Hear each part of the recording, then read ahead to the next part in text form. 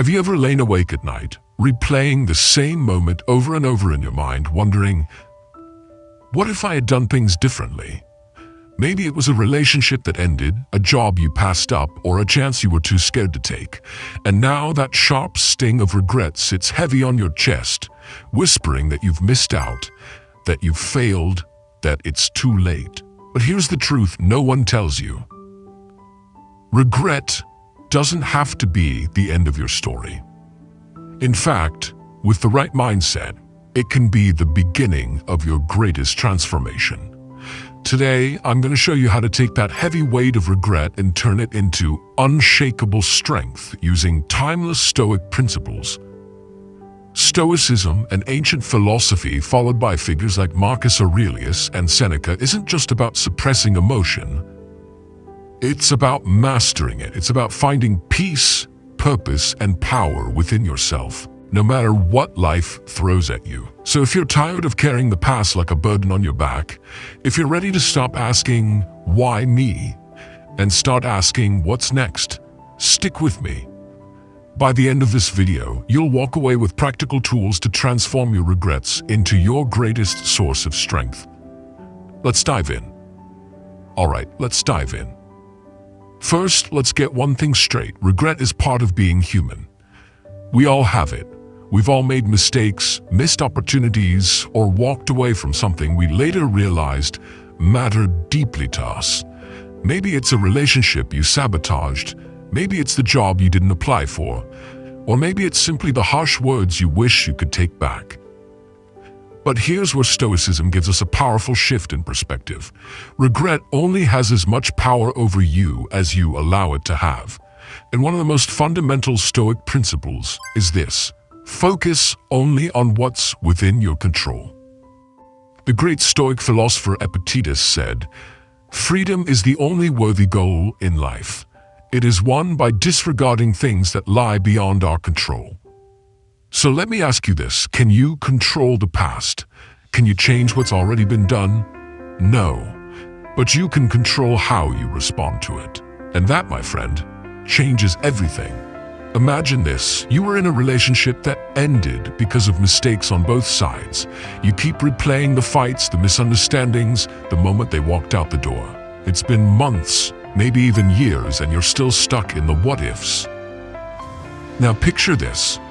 Instead of asking, what if I had done this differently, you start asking, what can I learn from this? You begin reflecting, not ruminating. You recognize that you can't control their choices or rewrite the past, but you can control who you become next. That's the first breakthrough.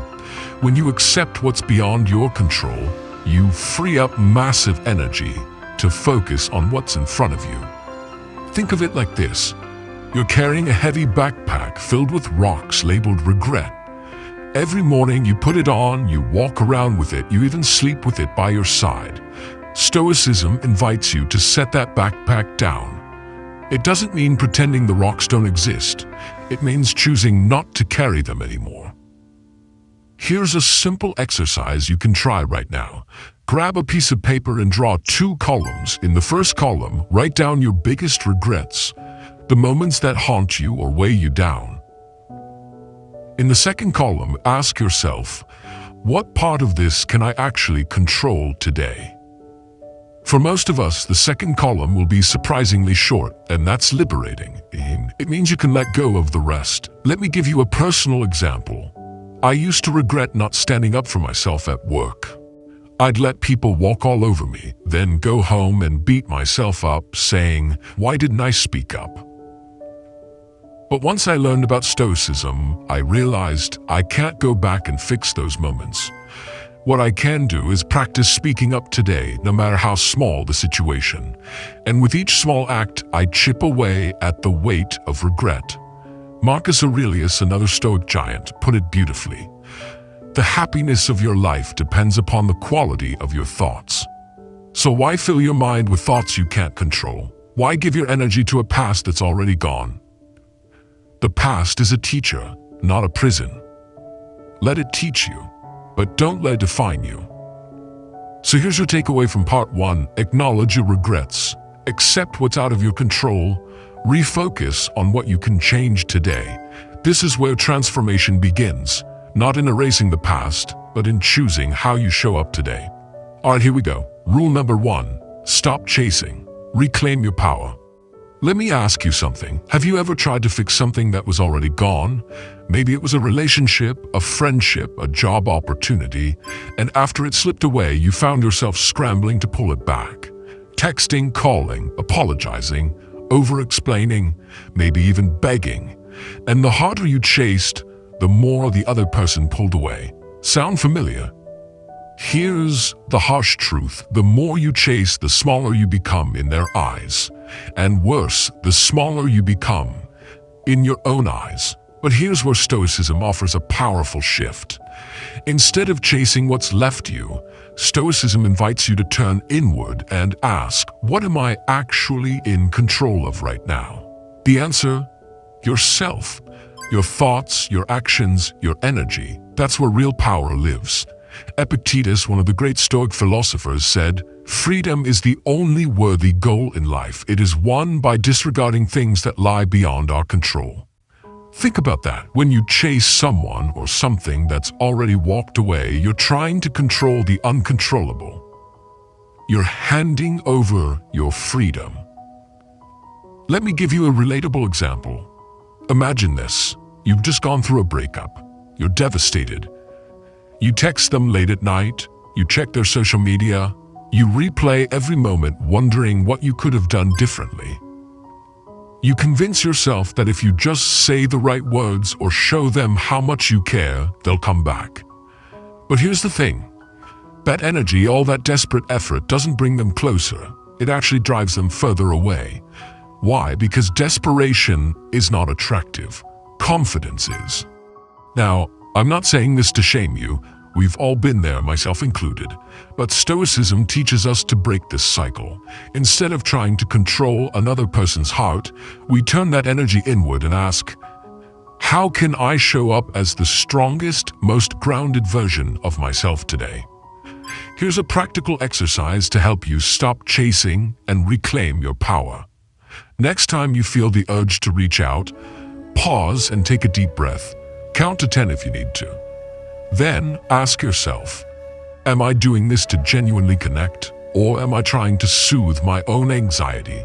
Will this action help me grow, or will it shrink my self-respect? If the answer leans toward anxiety or self-soothing, choose to do nothing. And I know, doing nothing can feel impossible when your heart is screaming to act. But here's where the magic happens. Every time you resist the urge to chase, you build strength. You show yourself that you can survive discomfort, and over time, you develop what I like to call quiet confidence. The kind of strength that doesn't need constant validation. Let's make it even more practical. Picture yourself as a fine wine. A fine wine doesn't chase people around the store saying, "Please buy me." It sits on the shelf, quietly improving with time. Those who recognize its value come back for it. You are that fine wine. The more you focus on becoming the best version of yourself, physically, emotionally, intellectually, the more magnetic you become. Here's a personal story. A few years ago, I lost a close friend because of misunderstandings and ego. I tried to patch things up, texting, apologizing, over-explaining. The more I reached out, the more they withdrew. At some point, I remembered a Stoic teaching and decided to stop. Instead of chasing, I focused on myself. I poured my energy into personal projects, fitness, learning new skills. And you know what? Months later, that friend reached out to me, not because I chased, but because I stopped. Because I became someone they wanted back in their life. Marcus Aurelius said, "The happiness of your life depends upon the quality of your thoughts." So why waste your thoughts on someone who's already walked away? Why hand over your peace to someone who isn't choosing you? Let's wrap this up with an affirmation you can carry with you. I am stronger than tomorrow. Every time you feel the urge to chase, remind yourself, you are building strength, you are reclaiming your power, and you are creating a life that people will eventually regret walking away from. So remember, rule number 1 is simple but profound. Stop chasing. Focus on your own growth. Let them see what they walked away from, and let yourself become someone even you are proud of. Alright, let's move on to rule number 2. Redefine your priorities. Build a life that matters to you. Here's the thing. When we're stuck in regret, it's not just the past we're mourning. It's often the loss of identity. We've wrapped so much of who we are around a person, a job, or a dream that when it's gone, we feel hollow. We feel lost. So what do? We sit in that space of what was instead of stepping into what can be. But Stoicism teaches us something different. It teaches us that loss is not just an end. It's an invitation. It's a chance to pause, take a hard look at your life, and ask yourself, what truly matters to me now? Seneca, the great Stoic philosopher, put it beautifully. It is not that we have a short time to live, but that we waste a lot of it. Let's break that down. How much of your time have you spent chasing someone else's approval? How many of your days have been consumed by thoughts of if only or what if? And more importantly, how much of your energy has been drained by trying to hold on to things that were never fully in your control? This is the moment where you get to hit reset. Redefining your priorities doesn't mean forgetting what you lost. It means using that loss as fuel to build a life that's aligned with your values, your passions, and your goals. Let me give you an example. I once coached someone who had just gone through a painful divorce. For years, her identity had been wrapped up in being a partner, a caregiver, a wife. And when that relationship ended, she was left staring at an empty calendar and wondering, who am I without this? Together, we worked on redefining her priorities. She realized she had abandoned her passions, painting, running, volunteering, because she was so focused on keeping the marriage afloat. So she picked up her paintbrush again. She joined a running group. She started volunteering at a local animal shelter. Slowly, her life started to fill up, not with distractions, but with meaningful, soul-nourishing activities. And here's the beautiful part. She didn't just move on from the divorce. She became more of who she was meant to be. You can do the same. Here's a simple exercise you can try today. Take out a notebook and make 2 lists. List 1. What are the things I used to love but have put aside? List 2. What are the things in my life today that drain my energy or no longer align with my values?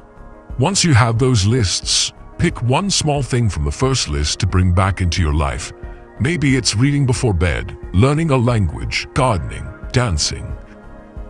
And pick one thing from the second list to start letting go of. Maybe it's saying yes to every social invite, doom scrolling on your phone, or spending time with people who don't uplift you. These small shifts matter. They send a powerful message to yourself and to the world. I am choosing a life that's aligned with who I am today, not who I used to be. Now let's be real. This isn't always easy. There will be days when you miss the past so much it physically hurts. That's normal. That's part of healing. But every time you choose to pour energy into your own growth instead of into regret, you're reclaiming a piece of yourself. And here's the kicker. People notice. When you start living a life of purpose, you become magnetic. You're no longer someone orbiting around another person's world. You're building your own solar system. And trust me, that shift is powerful. Let's go back to the Stoic wisdom for a moment. Seneca reminds us that wasting time is the greatest loss. So ask yourself, where am I wasting my time today? Where can I invest it better? Is it your health, your friendships, your creativity, your learning? Redefining your priorities is about choosing to invest your precious time and energy where it counts, and that's how you turn regret into strength. Before we close this rule, here's an affirmation for you. I am the architect of my life. Say it with me.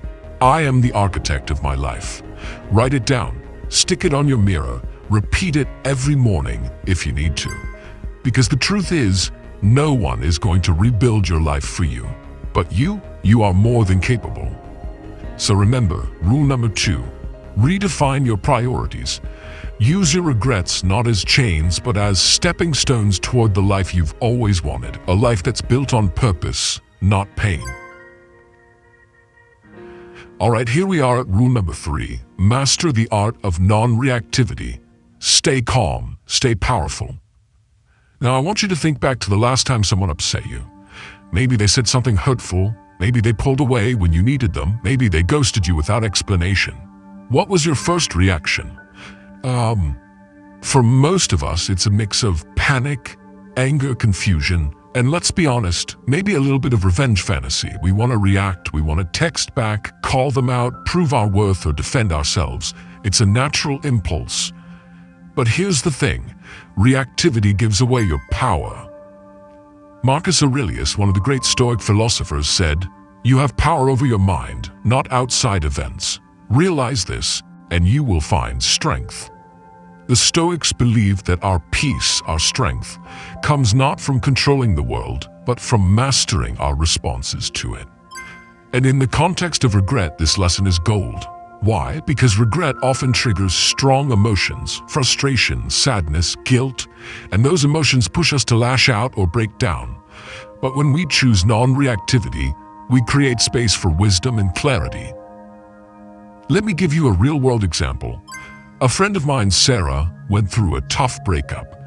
After the split, her ex would occasionally send mixed signals, liking her posts, texting her late at night, but never committing to a real conversation. Sarah's first instinct was to react. She wanted to ask, "What do you want? Why are you confusing me?" She was tempted to vent or post emotional updates online. But instead, Sarah practiced non-reactivity. She paused. She took deep breaths. She reminded herself, "His behavior is out of my control. My peace is within my control." And guess what? The more she stayed calm and focused on her own life, the more powerful she felt. The more her ex wondered what she was up to, because silence, when used wisely, is powerful. Here's why this works. When people expect you to react, to beg, to explode, to crumble, and you don't, it disrupts the pattern. They start wondering, why aren't they falling apart? Why are they so calm? And that's when the shift happens. Not just in how they see you, but in how you see yourself. Now, I want to be clear. Non-reactivity doesn't mean suppression. It doesn't mean pretending you're fine when you're breaking inside. It means choosing when and how to respond, instead of letting emotions hijack your actions. Here's a simple practice you can use. Next time you feel the wave of emotion rising, whether it's regret, anger, or sadness, pause. Literally, pause. Take a deep breath. Count to 5. Ask yourself, is this reaction serving me or draining me? If it's draining you, step back, journal about it, go for a walk, call a trusted friend, give yourself space. And when you do choose to respond, do it from a place of strength, not desperation. Let's take a work example. Imagine you just got harsh feedback from your boss. Your instinct is to shoot back an angry email or defend yourself in a meeting. But if you pause, reflect, and respond calmly, maybe asking for clarity or taking ownership where needed, you not only protect your reputation, you grow in confidence. That's Stoicism in action. Another tool I love is using a mantra or affirmation. Whenever you feel triggered, say to yourself, "I am stronger than tomorrow." This simple phrase reminds you that you're building strength every time you resist the pull to react emotionally. You are proving to yourself that you can handle discomfort with grace. And here's the hidden bonus. Mastering non-reactivity makes you magnetic. Why? Because we live in a world where most people are constantly reacting. Online, in relationships, at work. When you show up calm, centered, and unbothered, people notice. You become someone they respect, admire, and yes, sometimes even regret letting go. So to wrap up rule number 3, here's your action plan. Pause when emotions rise. Ask yourself, is this reaction helping me or hurting me? Choose calm over chaos. Use your mantra, "I am stronger than tomorrow." Remember, non-reactivity isn't weakness. It's one of the greatest forms of strength.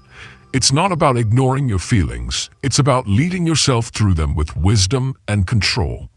When you master this art, you don't just transform your regrets. You transform yourself into someone unshakable. And that, my friend, is someone the world can't help but notice. All right, let's jump into rule number 4. Create a life of fulfillment without them. Thrive on your own terms. Here's the truth most people don't want to hear. The person you're missing, the opportunity you regret, the chapter you can't stop thinking about, they were never meant to complete you. They were just meant to accompany you for a season. And now your job isn't to wait for them to come back or for the past to return. Your job is to build a life so rich, so fulfilling that even you look back and say, wow, look at how far I've come. This is one of the most powerful Stoic ideas. Your well-being, your happiness, your fulfillment, they are your responsibility. Marcus Aurelius once said, the happiness of your life depends upon the quality of your thoughts. Notice he didn't say it depends on your partner, your job, your social media following, or your bank account. It depends on your thoughts, on how you shape your inner world. Let me share a story. A friend of mine, Jake, went through a devastating breakup a couple of years ago. He was crushed. He thought he'd found the one, and when it ended, he fell into a spiral, isolating himself, skipping the gym, ignoring his friends. He told me, I don't even know who I am without her. But here's what turned it around. One day, Jake decided he was tired of waiting for her to notice his pain. He was tired of shrinking, so he made a decision. Every single day, he would do one thing that made his own life better. Some days it was going for a run. Some days it was learning guitar. Some days it was simply texting a friend and grabbing coffee. Slowly, Jake started building a life that wasn't just about getting over someone. It was about becoming someone new. And you know what happened? Months later, his ex reached out, not because he chased her, but because she saw the glow up. But by then, Jake had realized something even more important. He no longer needed her to feel whole. That's what fulfillment without them looks like. Now, let's get practical. Here's an exercise I encourage you to try. Make a list of 5 things you've always wanted to explore or get better at. Things that light you up or spark your curiosity. Maybe it's hiking, painting, salsa dancing, cooking, photography, coding, yoga, volunteering, or learning a new language. Next, circle 1. Commit to doing that one thing this week. No excuses, no overthinking. When you engage in activities that excite you, you reclaim your sense of self. You remind yourself that life is still full of beauty, growth, and possibility. And remember, this isn't just about keeping busy, it's about reconnecting with your own vitality. When you're deeply engaged in your own life, you stop needing someone else to fill your cup. You become the source of your own joy. And from that place, you become magnetic, not because you're trying to impress anyone, but because you radiate wholeness. Seneca put it best when he said, "It is not the man who has too little, but the man who craves more, that is poor." In other words, it's not about having the perfect partner or life circumstances. It's about finding contentment with what's already within your reach. Here's another example. Lisa, a client of mine, lost her dream job during the pandemic. She was devastated, not just financially, but emotionally. Her job had been her identity. After a period of grief, she decided to shift her focus. She launched a side project she'd been dreaming about for years, a podcast about wellness. She didn't know if anyone would listen, but she lit up with excitement every time she worked on it. Fast forward 2 years, that podcast is now her full-time career, and she often says losing her job was the worst thing that ever happened. That's the power of creating a life of fulfillment. Before we wrap up this rule, here's an affirmation for you. My life is meaningful because I make it meaningful. Say it to yourself when the regret creeps in. Write it on a sticky note and put it on your mirror. Remind yourself daily that your power comes from within. So, to summarize, rule number 4, Stop waiting for someone or something to complete you. Build a life that excites you on your own terms. Engage in passions that remind you of your own worth. Celebrate small wins every single day. When you do this, you don't just heal from regret, you evolve into someone even stronger, wiser, and more fulfilled. All right, we've made it to rule number 5. Find and nurture your passion. Let purpose guide you forward. Now, let's be honest. When we're caught up in regret, life can start to feel gray. Like the color has drained out of our days. We wake up, we go through the motions, but there's no spark. And that's where passion comes in. Not just as a hobby or a distraction, but as a lifeline that pulls us out of regret and into purpose. The Stoics knew this well. They understood that fulfillment doesn't come from avoiding pain or regret. It comes from moving towards something meaningful. Marcus Aurelius once wrote, "At dawn, when you have trouble getting out of bed, tell yourself, I have to go to work as a human being." In other words, we are wired to create, to contribute, to pursue something beyond ourselves. So here's the question I want you to ask yourself today. What lights me up inside? What activity, cause, or craft makes me forget to check my phone, lose track of time, or feel truly alive? For some people, it's art. For others, it's helping their community, building a business, raising their kids, writing, cooking, hiking, or even gardening. It doesn't have to be flashy or public. It just has to matter to you. Let me share a quick story. A friend of mine, Daniel, went through a really rough breakup. For weeks, he was in a fog, replaying old memories, wondering what went wrong, questioning his own worth. But there was one thing that had always brought him peace: playing the guitar. He hadn't picked it up in years, but one night, he dusted it off, sat on his porch and started strumming. Little by little, music became his therapy. Eventually, he began writing songs, not to impress anyone, but not to post on social media, but simply to reconnect with himself. Fast forward 6 months, and Daniel told me, "The breakup doesn't define me anymore. My music does." That's the shift we're talking about. Passion gives you forward motion. It turns your gaze from the rearview mirror to the open road ahead. And the beauty of it, you don't have to wait until you're healed to start. In fact, passion often creates the healing. Here's a simple exercise to help you rediscover your passion. 1. Grab a notebook. 2. Write down 3 activities or interests that have ever made you feel alive, even if it was 10 or 20 years ago. 3. Circle 1 and commit to doing it this week, even for just 30 minutes. The goal isn't to master it. The goal is to reignite that inner fire. Now, you might be wondering, but what if I don't have a passion? Great question. Here's the truth. Passion isn't always a lightning bolt moment. Sometimes it's a slow burn. It's something you cultivate over time. So give yourself permission to explore. Take a class, join a group, experiment with new hobbies. Curiosity is the gateway to passion. Seneca once said, "It is not the man who has too little, but the man who craves more that is poor." In other words, fulfillment comes not from endlessly grasping for more, but from going deeper into what already brings you joy. Let's apply this to everyday life. Maybe you've been consumed by regret over a failed relationship. Instead of obsessing over what went wrong, channel that energy into learning salsa, or training for a marathon, or joining a volunteer group. Maybe you're regretting a career mistake. Use that frustration to fuel a creative side project, or dive into a new skill set.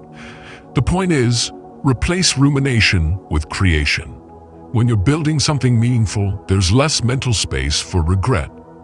Before we wrap up this rule, here's an affirmation for you to hold on to. My passion gives me purpose, and my purpose leads me forward. Say it out loud. Write it down. Remind yourself every day that you are here not just to survive, but to thrive. So to summarize rule number 5, identify what excites you or has excited you in the past. Reconnect with that activity, even in small ways. Allow your passion to pull you forward, away from regret and toward meaning. Remember, passion isn't selfish, it's vital. It's what keeps you anchored to yourself when everything else feels like it's falling apart. And when you live with passion, you don't just transform your regrets, you transform your entire life. All right, welcome to part 3, and this one's a game changer. Let's talk about embracing the power of silence and calm. You see, when we're dealing with regret, whether it's over a lost relationship, a missed opportunity, or a past mistake, we often feel this desperate urge to explain ourselves, to reach out, to fix what's broken. We send the long text, the emotional email, or we keep replaying conversations in our heads, imagining what we should have said. But here's the truth. The Stoics understood, sometimes the most powerful statement you can make is no statement at all. Marcus Aurelius once said, "You are not upset by things, but by your opinion about them." And often it's our own mind that stirs the chaos, not the situation itself. Let me give you an example. A friend of mine, Emma, went through a falling out with a close friend. There were harsh words, misunderstandings, and afterward, Emma was tempted to send apology after apology, explain every little detail, or even try to win the argument. But instead, she chose something radically different. She stepped back and stayed silent. Not out of anger, but out of respect for herself and the space the other person needed. Guess what happened? Over time, the silence spoke louder than any words could. It gave both of them time to reflect, cool down, and eventually reconnect in a much healthier way. That's the power of silence. It's not about ghosting people or suppressing your feelings. It's about creating space for clarity and healing.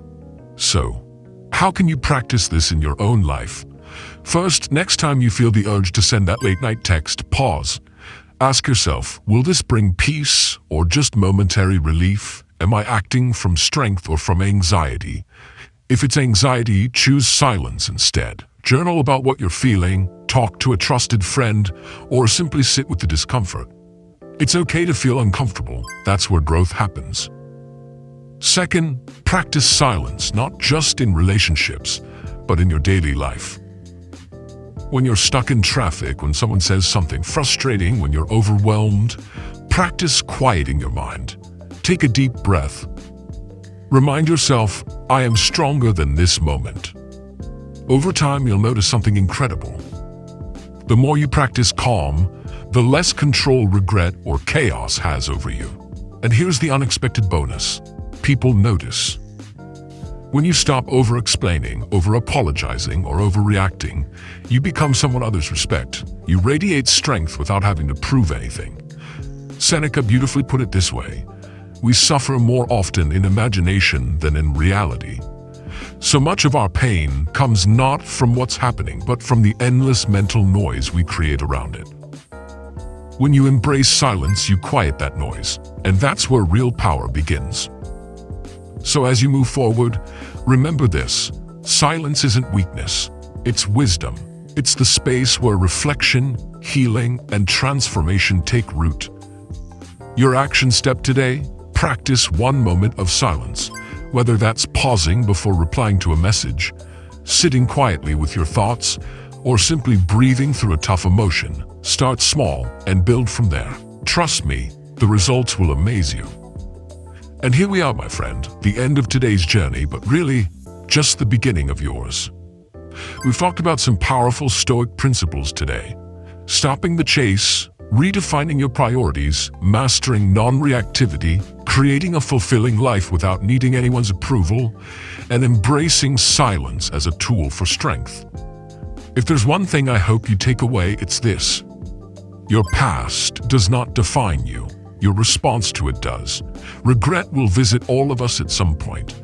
But what makes the difference between staying stuck and breaking free is how we choose to meet that regret. Do we let it weigh us down? Or do we use it as fuel to become stronger, wiser, and more fulfilled? You have the tools, you have the strength, and you have the opportunity right now to start transforming your life. I want to thank you so much for spending this time with me today. It means a lot that you're here, showing up for yourself, doing this work. This isn't easy stuff. It takes courage to look at your life honestly and choose growth over comfort. If you found value in this video, I would love it if you gave it a like. It really helps this message reach more people who might need it.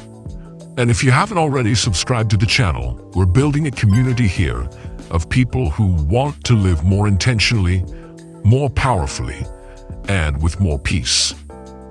Finally, I would absolutely love to hear from you in the comments. What's one regret you're ready to start transforming today? Or what Stoic principle resonated with you the most?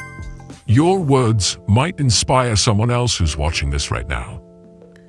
Thank you again for being here, and remember, you are stronger than tomorrow. Keep going, keep growing, and I'll see you in the next video.